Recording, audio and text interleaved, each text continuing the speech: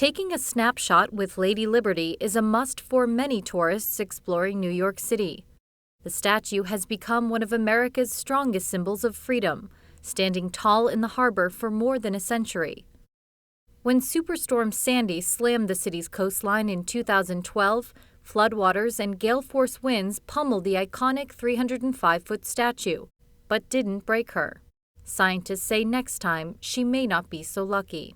Superstorm Sandy was worse because of climate change, and also that we will get more storms and more extreme weather in the future. So there are very strong trends that scientists can see showing that extreme precipitation, extreme drought are all getting worse. Planet Earth is warming up, according to Adam Markham. He's with the Union of Concerned Scientists, a group whose recent study argues that America's iconic landmarks, those that tell the story of the nation's past, are in clear and present danger, driven by climate change. The report points to Lady Liberty, nearby Ellis Island, and more than 20 other historic hotspots that will be wiped out by bad weather, unless lawmakers and local citizens alike take steps to mitigate the effects of climate change. We focused on these landmarks because they're important to Americans, but they're also important worldwide.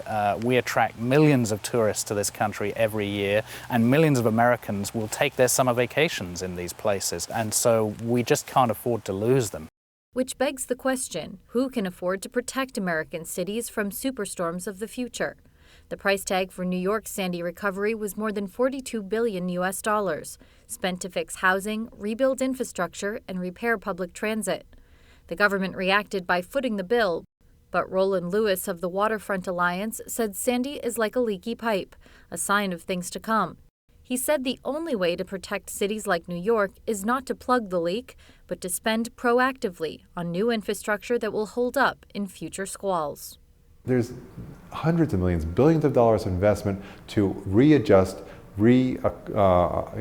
acclimate our infrastructure, our coastline to sea level rise. It's a gigantic investment. It takes tax resources, financing, it'll take engineering. It's a put the man on the moon mission. It's something we all have to gather around.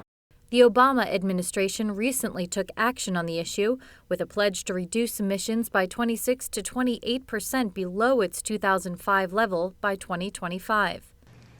We have to work together as a global community to tackle this global threat before it is too late. But Lewis says the government needs to turn promises into action sooner rather than later. We've all seen those post-apocalyptic movies where poor Lady Liberty is drowning and the torches popping up above the water. Even if the water got to her feet, if she had to wear galoshes, I think that would drive the point home. And unfortunately, that's where it's going. Hollywood has taken a few liberties to paint a picture of climate change's potentially deep impact. But scenes from Sandy's aftermath reveal that catastrophic weather events can no longer be labeled as science fiction.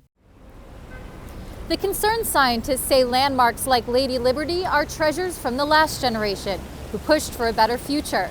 They say taking proactive steps to stop climate change now is perhaps the best gift this generation can give to the next. Patrice Howard for Telesur, New York.